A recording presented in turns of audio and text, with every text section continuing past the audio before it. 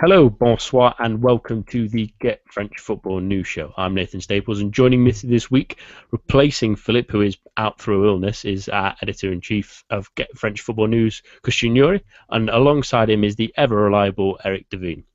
It's been what can only be described as a raucous week in French football, and after last night's events especially, there's a lot to sift through. But before we do that, here is your latest headlines.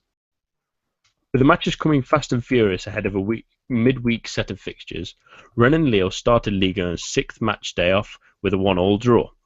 The hosts were unable to capitalise on a Vincent Nyama dismissal on 69 minutes. Saturday's early match saw leaders Paris Saint-Germain held at Rennes, with both Jordan Sibachau and league-leading scorer Edison Cavani netting in a quick succession 7 minutes from time. In the multiplex, Caen continued to climb up the table thanks to substitute Jeff Louis' stoppage time winner, defeating Montpellier 2-1. Guingamp prevailed over New Boys Gazalec Ajaccio by a similar scoreline, with Sloan Privat and Jimmy Briand on target for the hosts. The other two promoted sides faced off against each other, and unsurprisingly, given their respective starts, hosts Angers prevailed despite playing nearly an hour with 10 men. Sunday saw a busy slate of action, with 4 matches instead of the usual 3 owing to the Europa League. Enzo Crivelli scored at the death to earn a point for Bordeaux in the Derby de la Garonne in the early match, whilst Saint-Étienne were convincing in their 2-0 win against Nantes.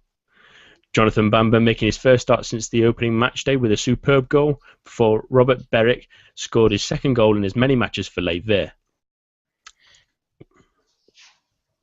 The other afternoon match saw Lorient race to a 2-0 lead over hosts Monaco, only to be pegged back to level terms. Thomas Lemar set up Almami Touré before scoring himself. Lemelu weren't done for the day, however, as Benjamin Makonjo, on as a substitute, scored the winner in 59 minutes, this being the third time this season that Monaco have conceded 3 goals after doing so once across all competitions last year. The evening's main game, however, had perhaps the most excitement as Lyon paid a visit to Marseille, a fixture that was a scene of a nasty match and crowd trouble last season. This match proves no different, as various objects were thrown on the pitch, necessitating a 20-minute delay in the second half. Another disappointing display from the fans at the Velodrome. On the pitch, Marseille played with 10 men for much of the match after Roman Alessandrini's dismissal, but they were still able to find an equaliser through Karim Rakic on 69 minutes after Alexandre Lacazette scored from the penalty spot earlier in the game. In this week's European fixtures, PSG saw off Malmo in the Champions League 2-0, with Angel Di Maria making his full debut with a fine goal. Lyon had travelled to Ghent and were left feeling dissatisfied after a 1-1 draw in a match that saw the hosts end with 9 men. In the Europa League, draws were the order of the day as Bordeaux were held 1-1 to a weakened Liverpool side. Saint-Étienne drew 2-2 with Rosenborg, and Monaco scored late on to earn a point at Anderlecht. Marseille, however, were rampant in their 3-0 away win at Groningen, but both on and off the pitch there was trouble again, with further burnishing their reputation as France's most disagreeable club. And remember, for all your latest French football news, head on over to our website and our Twitter feed. They're both in the description of this video. Also, we certainly want to hear from you tonight, especially on our first topic. So please tweet into the show at the GFFN show and use the hashtag GFFN show, please. We begin with Sunday's evening game between Marseille and Lyon that ended up being all about things off the field instead of on of it. A 1-1 draw was overshadowed by crowd trouble that halted the game for 20 minutes during the second half. There were calls to have this game suspended, but Christian, was resuming this match the right thing to do? Well, Nathan, I think we always want to see those games end, especially in terms of finishing properly, especially with such a busy calendar in the coming weeks with both Marseille and Lyon involved in European action, Coupe de la Ligue, etc. A rescheduling of some sort would have been a nightmare if they decided to suspend it, if they decided to cancel it altogether. I think it would been a shame. And I have to say that we often bash French referees on this show, but I thought Rudy Bouquet and his assistants were absolutely fantastic last night in terms of what they managed to, excuse me, what they managed to do in terms of controlling or trying to keep control of what was an absolutely fiery game. I think, in a sort of strange way, it was also a good advert for Ligue 1. That those last 20 or so minutes after the interruption in play were really exhilarating to watch. But I think what's coming to Marseille now is nothing but deserved. I thought that actually they got away very lightly, considering the crowd trouble at the last Marseille-Lyon in the Velodrome. And it is a shame that these fans cannot control themselves in a way where everyone else can enjoy the football match. But I think actually that the tension at the Velodrome is about more than simply Mathieu Valbuena coming back to Marseille as a quote-unquote traitor. It's about a club who is simply frustrated with the lack of consistency that they've seen over the last 3 or 4 years. And it's always nice to be able to take it out on certain players who have been adjudged to have done wrong. But I think actually Marseille and Vincent Labrune have a bigger problem on their hands, that even after a pretty promising start under Michel, this is a huge French club and one that's still deep-rooted in controversy, but also very, very unhappy. Eric, what did you think? Should they have stopped the game after taking the players off the pitch? Should they have continued? What should have happened, really, to cool this down? I mean, I think it should have been called. We talk about the referees having warned the fans with the first shorter stoppage in play, but I mean, the fact of the matter is, if you're going to delay the match for 20 minutes, you're giving Marseille, who had Alessandrini sent off in the first half, you're really doing a lot to nullify that man advantage that Lyon have. And the way that Marseille had been flying to tackles, particularly on Valbuena, means that they were deservedly playing with 10 men. And again, to take that advantage away, despite a combustible situation, I think was,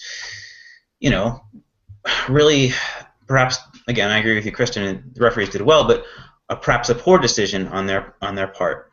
It's interesting because I think you have to look at the overall situation here. Marseille had fan trouble in midweek in their away match against Groningen in the Europa League. This fixture was an issue last year with objects being thrown on the pitch. And what does this say about Ligue 1? What does this say about football in France? I mean, there's every chance that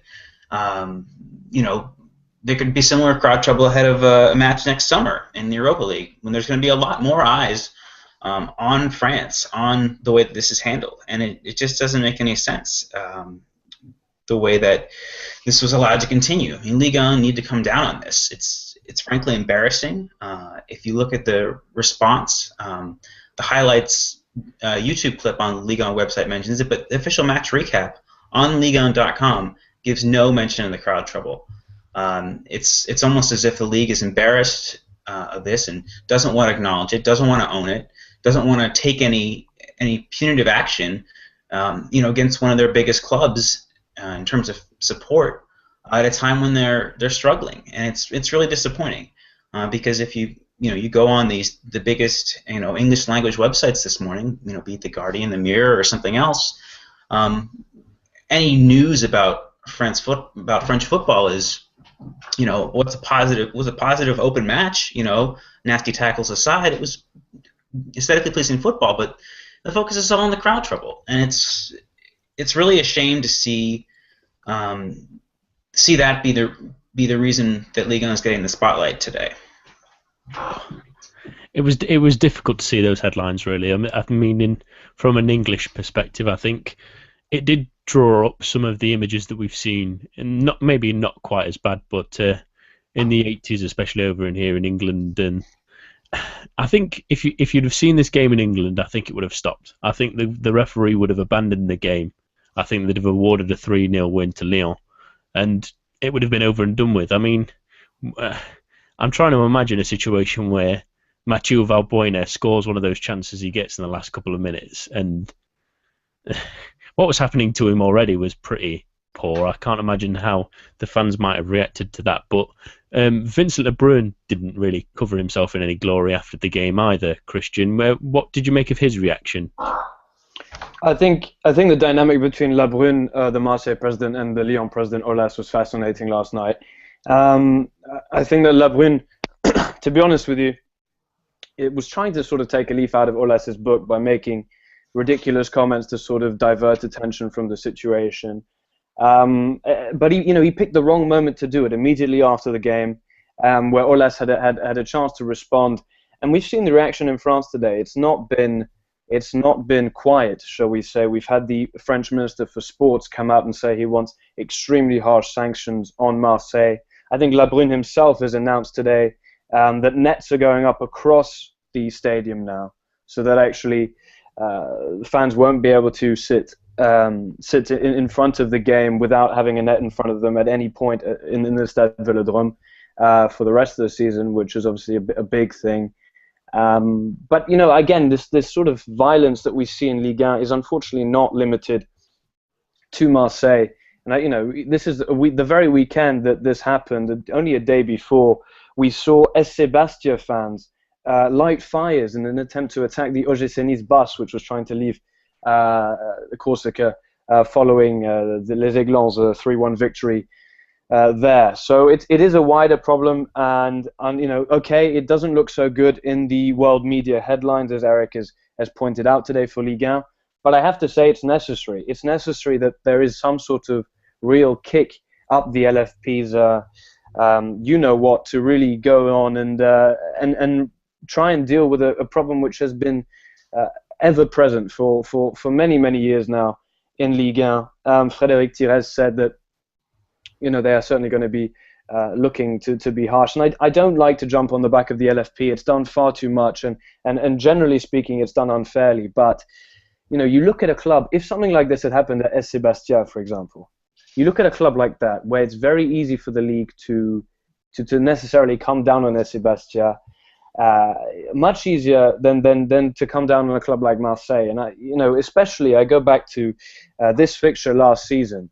Arguably, there were more objects and missiles thrown onto the pitch that match throughout the entirety of it, and Marseille virtually got away unscathed. So this is a rude awakening, but I think it's a necessary one. And Vincent Lebrun only added fuel to the fire, and I think he's only added to the potential sanctions that Marseille are going to receive now.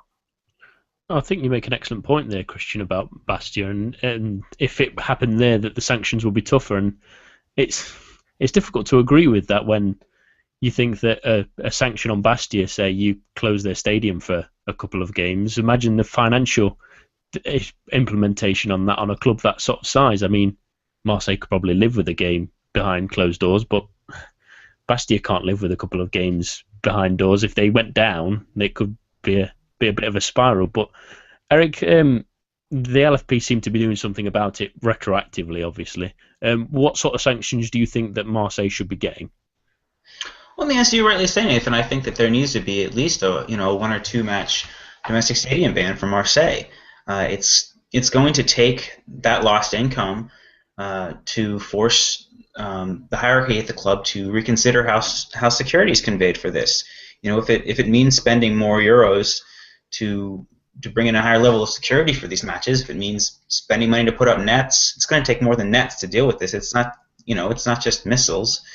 It's the crowd's general behavior. It's that hooligan aspect that you mentioned that needs responding to, and it's a match ban points. I mean, that's a pretty big step, and I don't necessarily agree with that. But there needs to be some sort of wake-up call sent to Marseille, whether it's a 1 or 2 match ban or something, a little less moderate, maybe closing sections to the stadium, something that's going to hit the owners of that club in their pocketbook and make them sit up and take notice that this isn't a way to behave, and that they need to take measures to make sure that their fans are under control.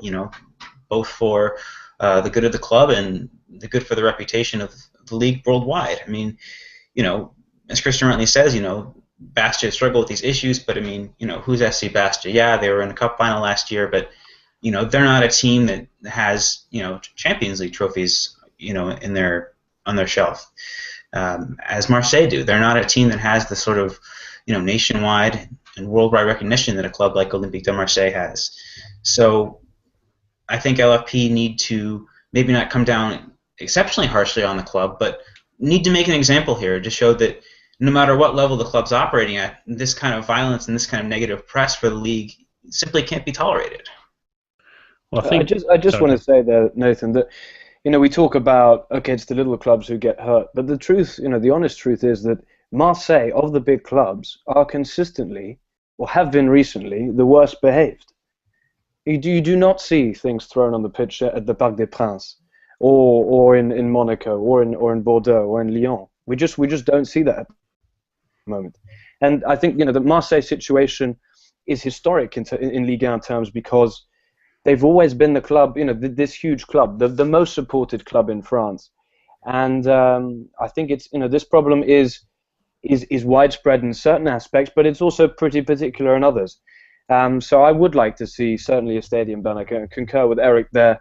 And the points thing would probably be too far, I think, simply because it would do more to hinder the reputation of the LFP and Ligue 1 than sort of help and be constructive in this situation. But there is a specific problem here with Marseille, which is a shame because, as was said many times in reaction on French shows last night, it's only a small amount of these fans who are causing problems. You cannot tell me that the whole of the velodrome, wants to kill Valbuena or wants this hooligan sort of atmosphere, because it gives the club a bad name.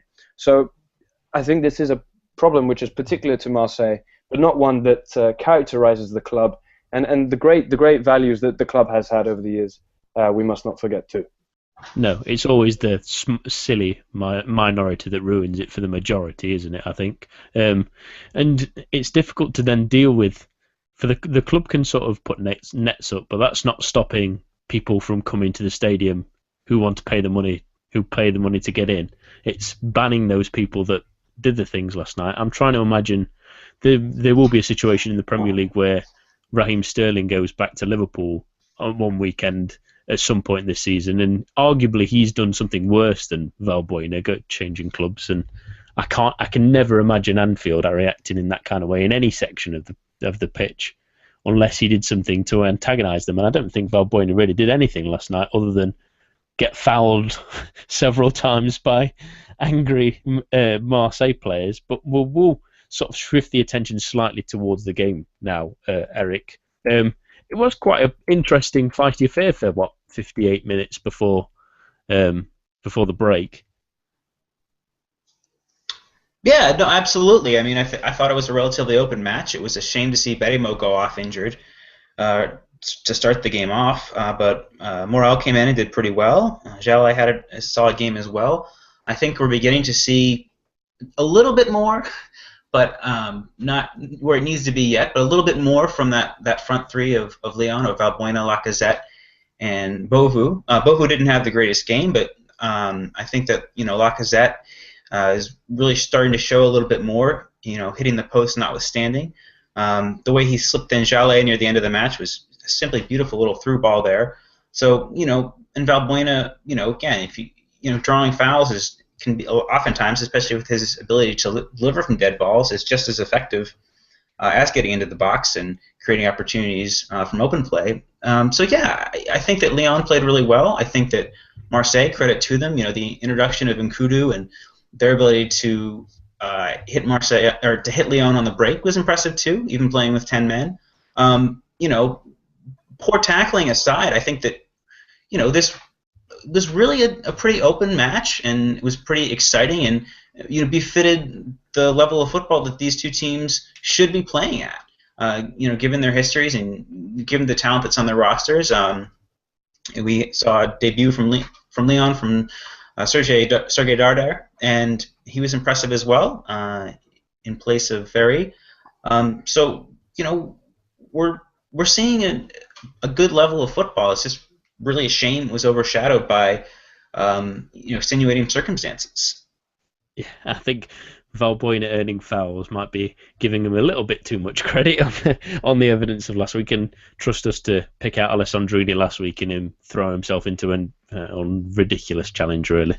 But the thing that marred the game, Christian, really will have lasting effects, really, with France obviously hosting the European Championships in 2016 and the world sort of seeing this issue last night.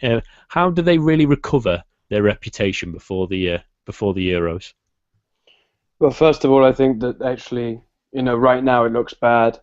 In 2 months' time, will we really remember this? Will this be sticking out? I thought it was funny that actually, I think it's a UEFA delegation which is currently going around all the French, or is about to begin to go around all the venues for Euro 2016.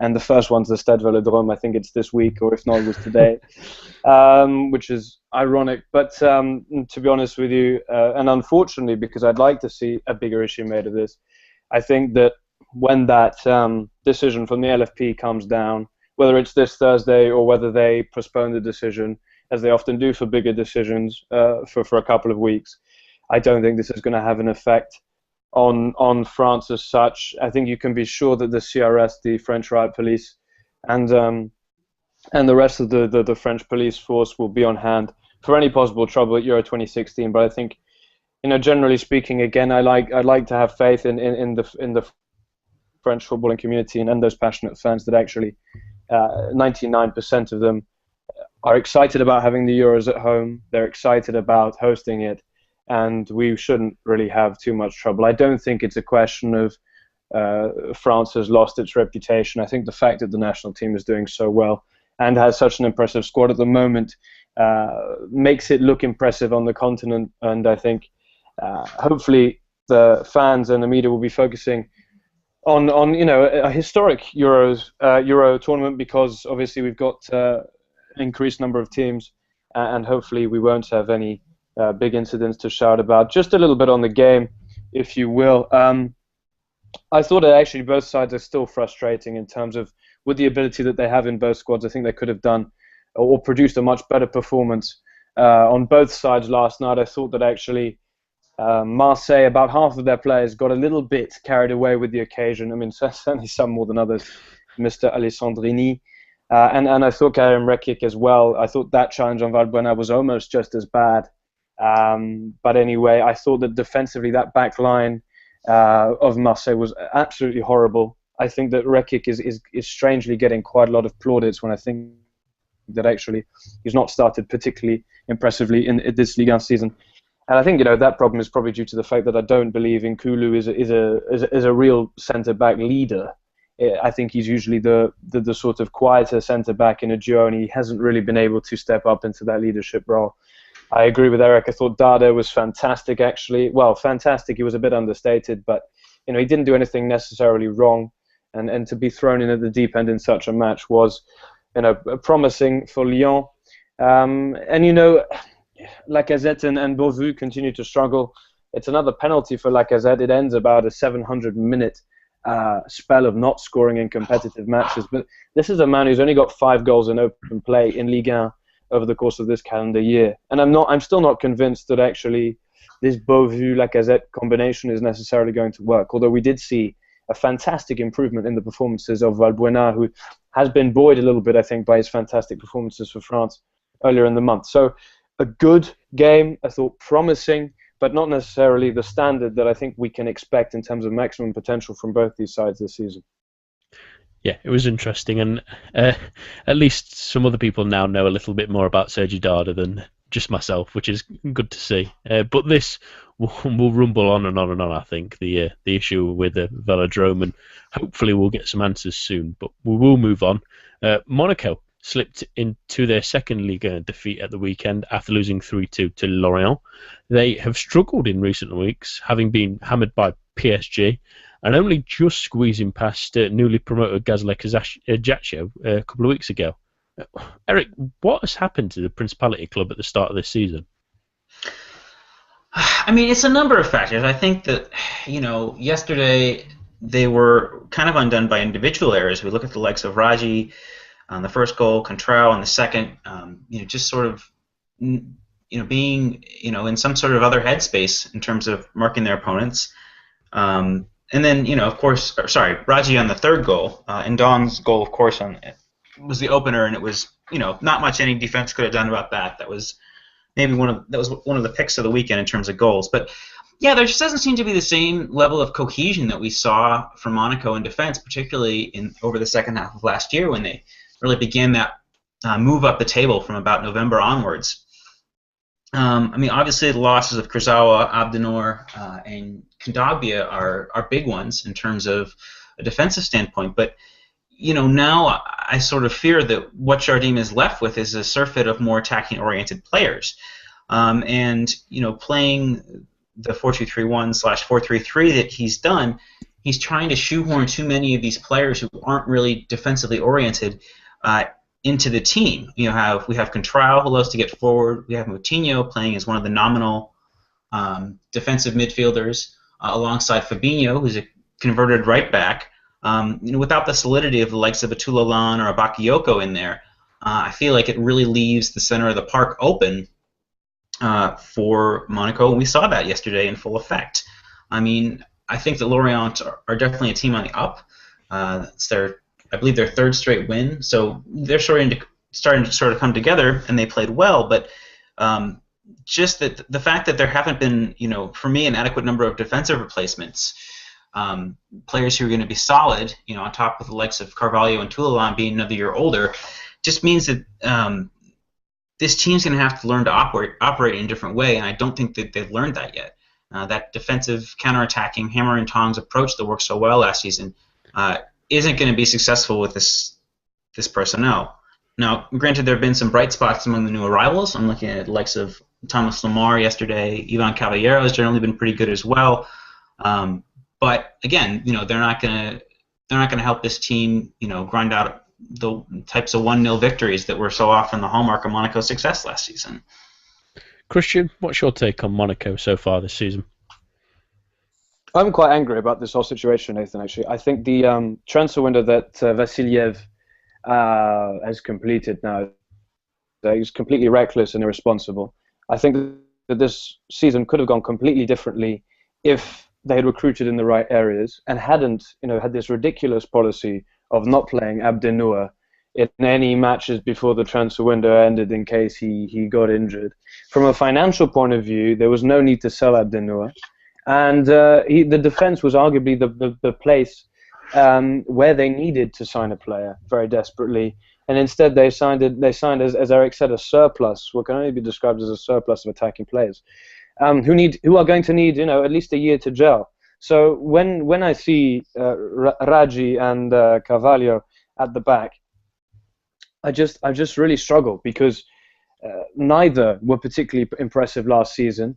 I think if we remember rightly, Wallace and Abdennour was that winning centre-back partnership at times, certainly in the Champions League. And what you've ended up with is actually a very weak defence. Elderson, well, it depends what Jardim wants to do, but Elderson sort of playing at left-back and Coentrao playing at a sort of a left-wing position. It was a strange one last week. Elderson, I struggle to see how he's going to become a top left-back.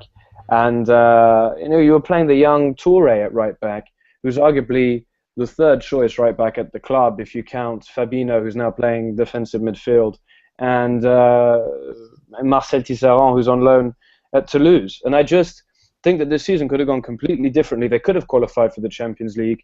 You look at the likes of Valencia, who've had a terrible start to the season otherwise, and the naive performances of certain individuals in that playoff.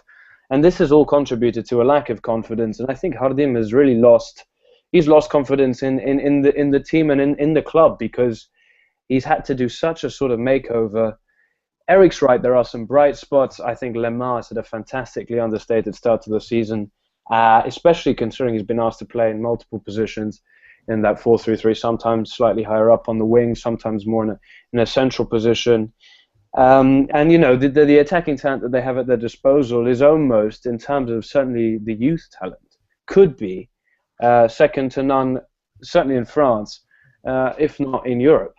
But you need 11 players on the pitch, in the four positions. And at the moment, the defense is an absolute shambles, to be honest with you. Can you imagine a Monaco team last season conceding 3 goals at the Stade Louis II? I think those 3 goals that they conceded on Sunday were more goals than they conceded at the Stade Louis II in the whole of January and February this year. I think it is, yeah. I think they went a long time. So, that's absolutely ridiculous. And it's frustrating because we were seeing great growth from Monaco.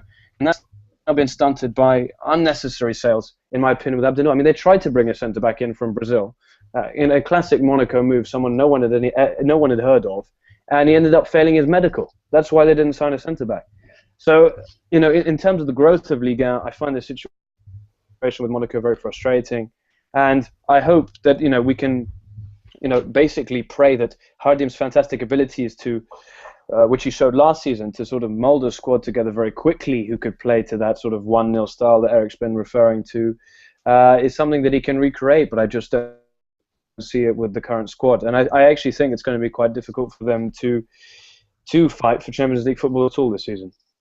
I think what sprung to mind as soon as you said Raggi and Carvalho at the back is slow, I think.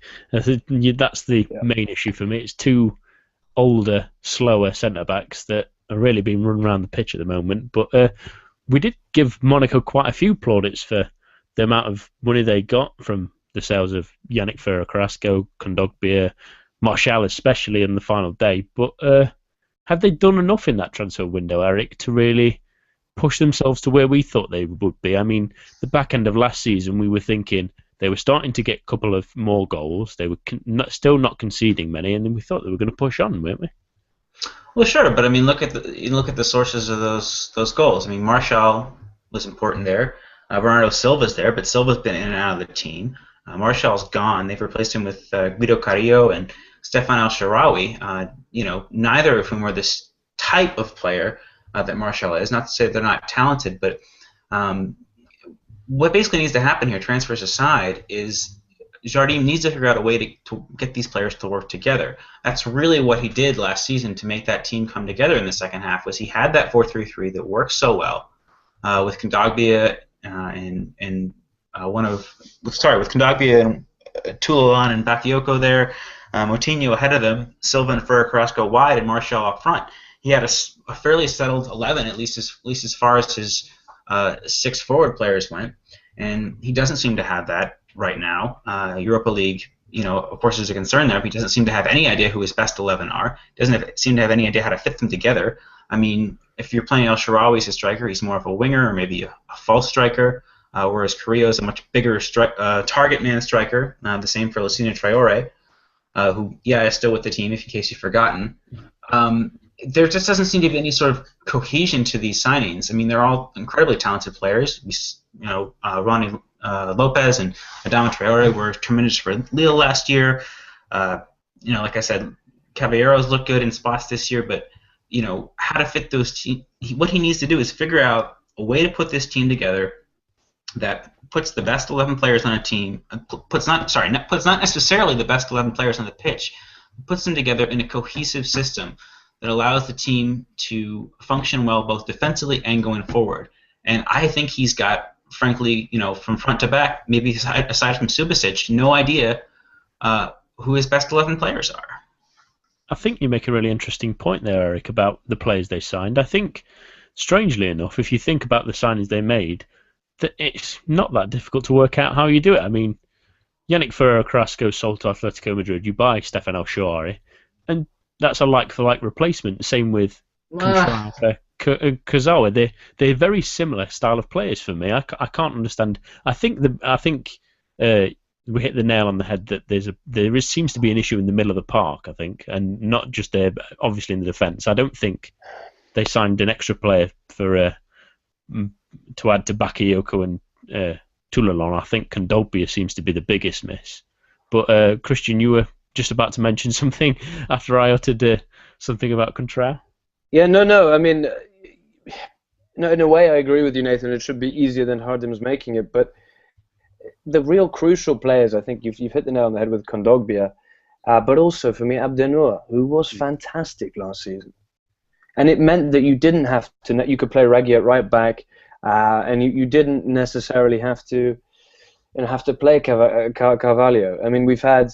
I just think back to that crucial game in the first leg in the Champions League against Juventus, where Carvalho is too slow, he makes the mistake, and they conceded, and that ended up being the only goal which prevented them from at least going to extra time and penalties against Juventus in that second leg. I think that actually Carvalho and Raggi have been for far too long sort of protected by the fact that they had such an excellent defensive midfielder sitting in front of them at times, and also a fantastic goalkeeper. We can't forget that Subasic is arguably, certainly top 2 for me in Ligue 1 in terms of ability as a goalkeeper, and he showed that consistently last season. So I think Monaco's big problem for me is at the heart of that defense. And as Eric says, he doesn't know, Hardim really doesn't know what to do.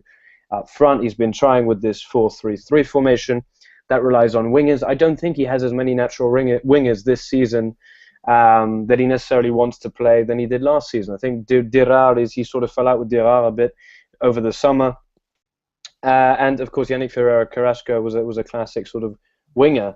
Bernardo Silva has shown promise more through the middle of the park.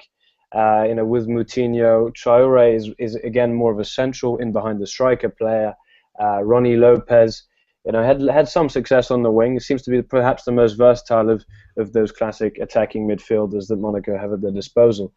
But I think Hardim must be thinking that the sheer amount of youth and inexperience he's got to deal with is overwhelming, and because it didn't just happen, he didn't have it all immediately 2 or 3 weeks before the season started. That might have been a different story. He's been dealing with transfer window activity, in terms of outgoings, right until the last day of the transfer window. And the Anthony Martial deal occurred over the course of 10 days. Manchester United made that fresh approach only 10 days before the end of the transfer window. So it wasn't something at all that Monaco were anticipating. And I think that's simply the icing on the cake, that this transfer window has just been a little bit botched and sort of a little bit unplanned, and Monaco are now paying the price for that.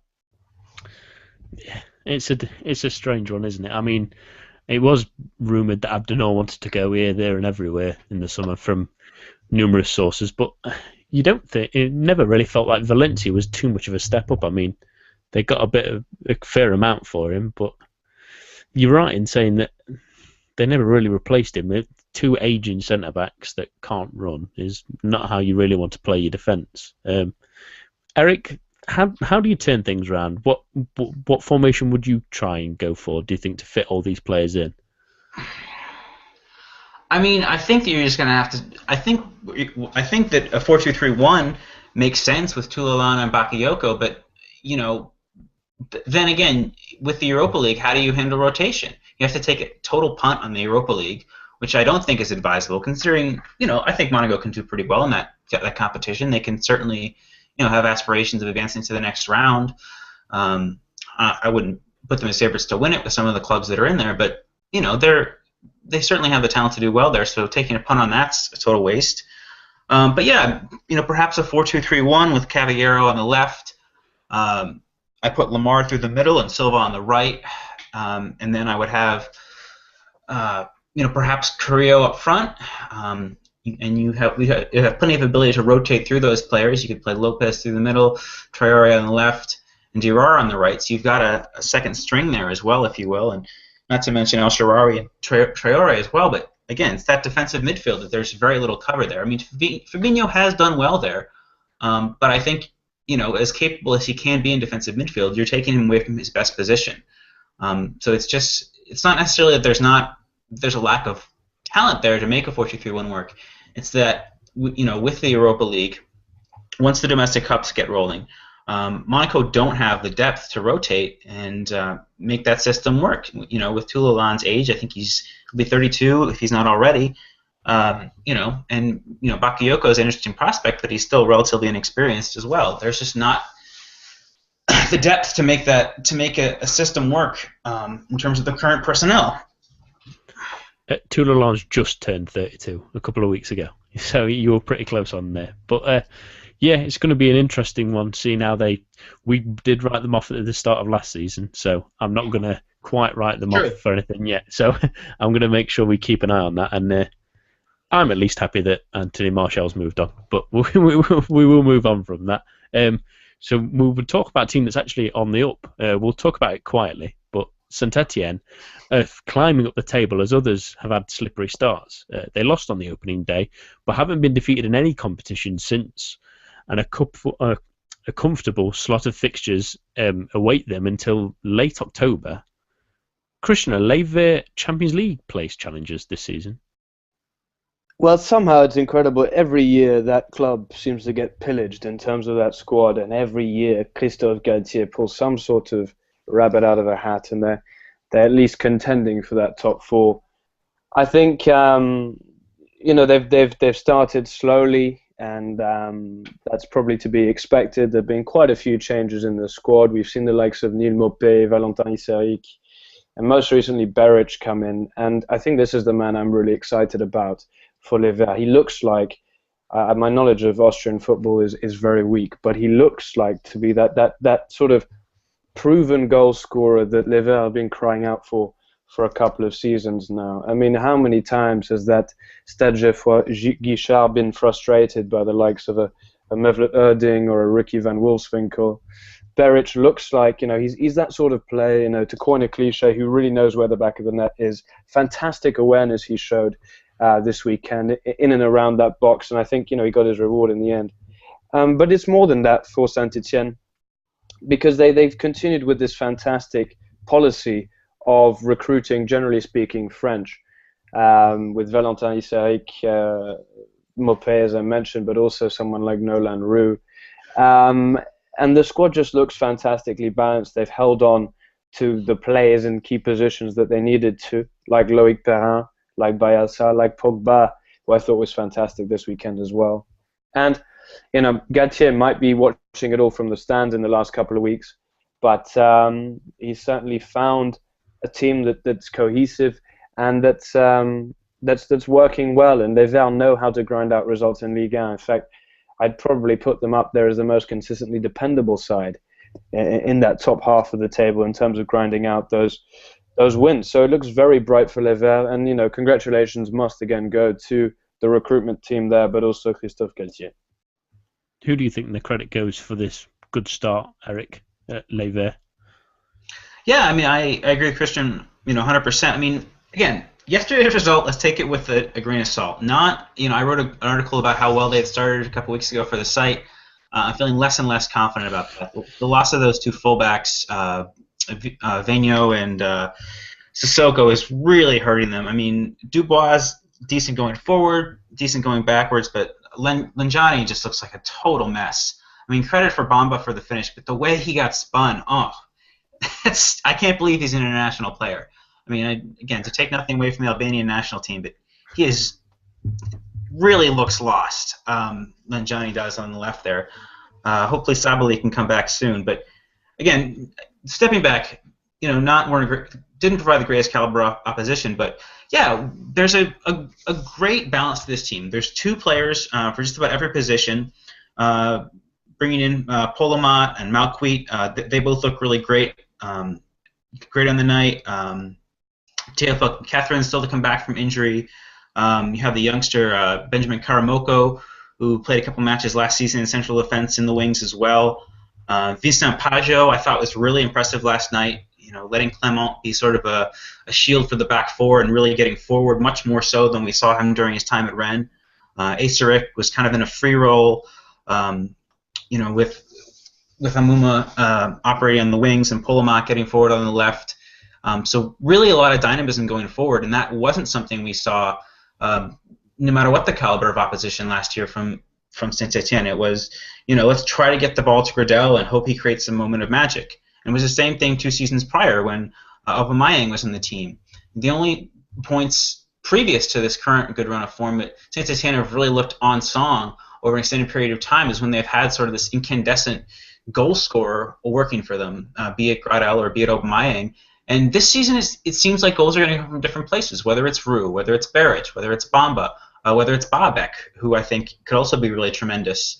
Didn't have the greatest game yesterday, but coming on, but being on loan, I think he's also a really tremendous player with a lot of potential for this team as well. I think that the depth throughout the squad and the options that this team has is just really, really tremendous, and I look forward to a lot more good football from Saint-Étienne. Even being a Lyon fan, I want good teams in this league, top to bottom. And I think Saint-Étienne, until either until one of Monaco, Lyon, or Marseille get on form. Saint-Étienne are as good as it gets for me.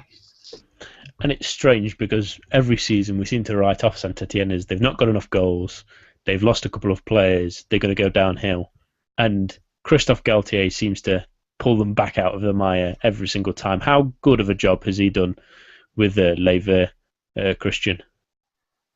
Yeah, I mean, fantastic. We've talked about it many times. I think the whole of the Get French Football News team is a huge fan of Galtier and what he's managed to do. I think the fact that he was sort of run after by Newcastle last season, is a big statement for a club like Saint-Étienne, and he deserves every single bit of credit that he's getting. But it simply comes down to the basics with Saint-Étienne every season. I can't express enough how in modern football it's very important for players to be able to communicate properly with each other. And in this squad, with perhaps the exception of Beric, everyone speaks in almost first language French. And that sounds like a stupid point, but actually, when everyone's quite slow to get off the mark in a Ligue 1 season, they're little details which play into it. I agree with Eric. I think it's fantastic to see almost this another layer of youth talent for Saint-Étienne come sort of out of nowhere. Obviously, Polomar was on loan last season, and Malcui's come in from Niort. He looks fantastic. I have to agree with Eric too there. And of course, the Vincent Pajot. And we were talking about a Monaco side who really can't double up in positions. But Saint-Étienne, who historically have had quite a thin squad this season, seem to have all bases covered. You look at someone like, for example, Diomandé, as well, who's produced a moment of magic in a Europa League qualifier already this season. Baybeck to come off the bench. The likes of Benjamin Cornier, of course, who has been a bit of a hit and miss player. I was slightly worried for them actually when it appeared they were going into the season with just Nolan Roux, because I think he's not exactly been an overwhelming success, but he fits that description that Christophe Galtier likes, that type of player who has got Ligue 1 experience, plenty of it, who's French-speaking, and who can fit into that team very quickly and very well. And so, congratulations again. Must go to Galtier. And it's interesting to think that they've let a couple of players go and they've not really missed a beat. But, Eric, can this continue? Can they really challenge for a sort of top 3 position this season? Well, I mean, let's let them face some tougher opposition. I mean, the first 2 weeks they looked awful, to be frank. They conceded, I believe, all three of their first goals were free kicks. Ruffier looked shaky. They weren't defending well, but now they seem to be getting their feet defensively. They've only conceded 2 goals in their last 4 matches in the league, and they've got Troyes, Nice, and Caen and Ajaccio in their next 4 matches. So, I mean, it's easy enough to see them getting 10 or 12 points from those matches. I know Caen have had a bright start to the season, but if they're able to balance their Europa League commitments, yeah, absolutely. And again, they've got PSG week 11 and Lyon and Marseille in November, but they should be there or thereabouts in that top 3, for the next 2 to 3 months, barring a horrific run of injuries. But like I said, the squad depth they've got, I think we see Théophile Catherine out, and then we see the substitutions come in, and there's a level of depth there that there hasn't been, and primarily for that reason, I do think Saint-Étienne are quite well positioned to continue this good run of form, injuries or otherwise. Yeah, and it'll be interesting to see how they carry on. My only little disappointment is I would have liked them to see them keep someone like Alain Saint-Maximin, who looks a very talented player and is doing quite well at Hanover, but I think that was a strange one. It didn't make much sense to me. I think. But again, this is an example of, for example, a good club doing good transfer activity. I think there's a general consensus with Alain Saint-Maximin. He's a fantastic young talent, but with that, and we've seen that in some other French youth internationals, in the past, historically, but also recently, someone who has a big ego. And from what I've been told sometimes about Saint-Étienne, Galtier was struggling to necessarily deal with that. And I think the great thing about a Saint-Étienne team is there's never necessarily one standout player. Okay, maybe we had a Max Gradle and an Aubameyang. Sorry, that word always gets me. But there's always this great sense of cohesion. I think Saint-Étienne really have that. So to pick up 4.5 million euro for a teenager who's played almost an Anthony Martial-esque amount of games is again decent business. And if they're confident in the youth talent and they're prepared to play them in a formation which sticks, then I think it's beneficial, and you have to defend them on that front. It's difficult as a Ligue 1 club because you're going to have to sell. It's just about picking who you sell. It's an interesting point. I think it might be just me personally picking talent over attitude, but we have seen how someone like Jan and Villa's career has gone, so that's a good point. And Robert Beric come out of nowhere in the end. I think Reading were linked with him at some point in the summer, so that one seems to come out of left field. And I'm always impressed by how good of a defender Loic Perrin is. I'm surprised no one's ever tried to really go for him, but we will move on. And much like this Ligue 1 season, there's been plenty of surprises so far, but not many have been quite as impressive as Reims. They won against Marseille and at Bordeaux before stealing a 1-1 draw at Saturday against PSG.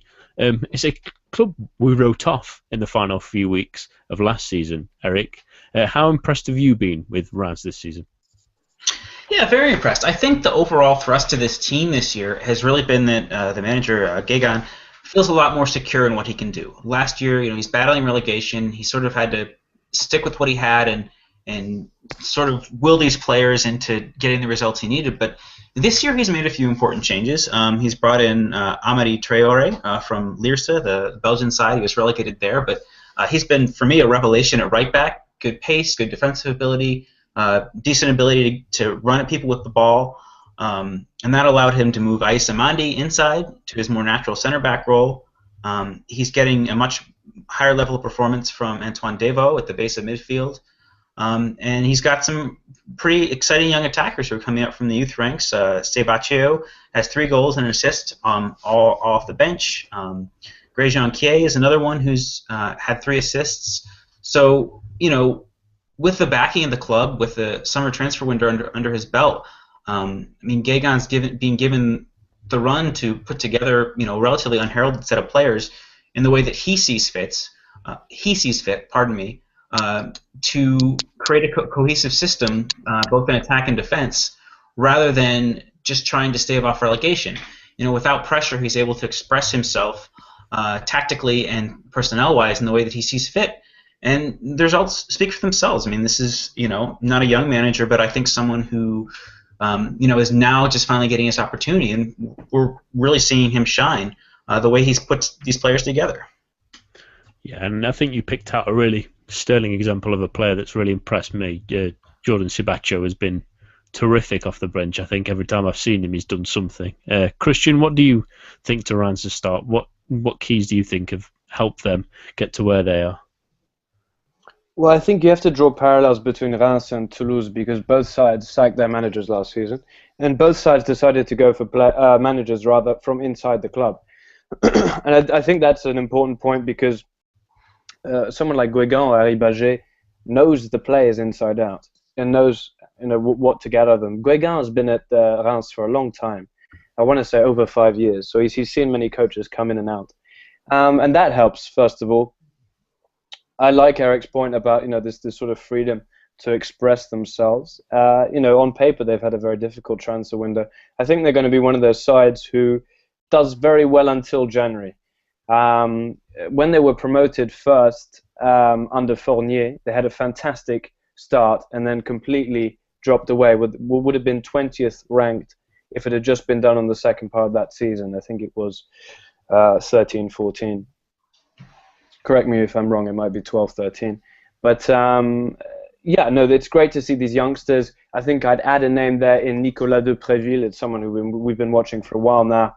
But I think his ability to adapt. He initially came to the club as a sort of out-and-out centre forward. He's now been playing a bit on the right, a bit on the left. His movement has been fantastic, and he just looks like a really energetic and much more well-rounded individual up front. And I think certainly a talent to watch potentially, go up in stock incredibly in the coming months. But I said, then again, January comes around the corner. There's the January transfer window to worry about. I think Onyonguez has played very well as well in the midfield. So I'm very happy for Reims. I think, and it's great that they're winning by using the fantastic youth talent that they have. And I think Ligue 1 teams need to take note of that. And that's the best way of sort of showing sustainable growth in Ligue 1 if you're not one of the top 5 big spenders in the league. But I'm not sure it'll go on all season, so Reims fans should enjoy it while it lasts. That's an excellent point. And just to confirm the facts, Reims were promoted in 2012, so if it was the first season, it would have been the 12-13 season, I think. That's the one. Thank you very much, Nathan. That's all right. I'm very good at quickly Googling stuff, but I've been very impressed by Reims. I mean, Philip was on here would be cursing his luck because he was almost definitely certain they were going down with 3 weeks to go of the season, but they've proved him wrong, and now they've proven everyone else wrong. We'll move on to our last bit of the show, and to finish off, it's the ceremonious return of our heroes and villains section. So, Eric, who gets your vote this week? Jimmy Briand. He was brought in, I believe, on a free to Guingamp. He had an incredible overhead goal this season, this weekend. YouTube that one. You won't regret it. And also an assist for Sloan Privat. He had a bit of a tough time last year in Germany. He struggled having to operate on the wing, not his preferred position at Lyon. But he was always a player who I thought, put in a lot of effort, put in a lot of graft, even if it didn't come off. I'm glad to see him back in France. I think the potential partnership he has with Privat on a 4-4-2, with Briand playing as sort of a second striker, has a lot of potential. So, Guingamp had looked, in trouble, but they've won 3 on the bounce. They're looking really impressive. So, well done to him for taking a chance with a quote-unquote lesser club after, his time at Lyon, coming back to France and really digging his heels in to get something positive going for his career. And your villain? Marseille fans. Between the events in Groningen and the events at the Velodrome, they need to be taught a lesson somehow, whether it's a stadium ban domestically or in the Europa League. It's interesting to see how this develops, but yeah, this kind of behavior can't continue. Whether it's a few or many, it doesn't have a place in the game, and it put football in England into disrepute, as you'd rightly mentioned, the 80s, and it's the last thing we need in the year 2015 in France or in any other league. And Christian, who's your heroes and villains this week? I think my hero has to be Mathieu Valbuena. I don't think he'll ever encounter a match like that again in his life, and I think it takes a great man to be able to rise above the situation and produce arguably his best performance in a Lyon shirt so far. I think for me it has to be Mathieu Valbuena. Notable mentions perhaps go to Nampalys Mendy, who was fantastic for Nice in Bastia and also scored a great goal. Lots of great goals actually this weekend in Ligue 1. And also for me, a little mention to Ripoll. I think the Lorient manager has been under a lot of pressure ever since he really took over from Gourcuff, and it's nice to see that with the talent he now has at his disposal, the likes of Waris, but also Mukanjo and others. Things seem to be on the up for Lorient. As for villains, I think my villain would have to be perhaps Romain Alessandrini. Perhaps you might win some brownie points with the Marseille fans, but why would you want to ruin arguably your best patch of form in a Marseille shirt with a ban for something silly, simply for some sort of childish applause for something which is endangering a French international and a player who's frankly been an example to other attacking midfielders in France, in the country, for many years now. Yeah, it's a bit of a silly challenge in the end. I will add my own hero. I won't pick a villain, but my one hero this week is Cadet Mongon scoring the first goal for Gazelle Ajaccio in the top division. Get in. It's good to see them finally get off the mark at least at one point, but at least it looks like we're getting something right this season with Gazelle. Yes, and at least I want them to do well, but yeah. At least they've scored a goal. They can take that home. They can take that home with them this season, I think. They can take that home to Ligue 2, sorry. And that's all for this week's show. My thanks to Eric and Christian for joining me.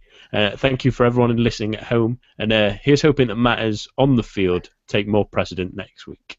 Thank you for joining us. Have a lovely evening.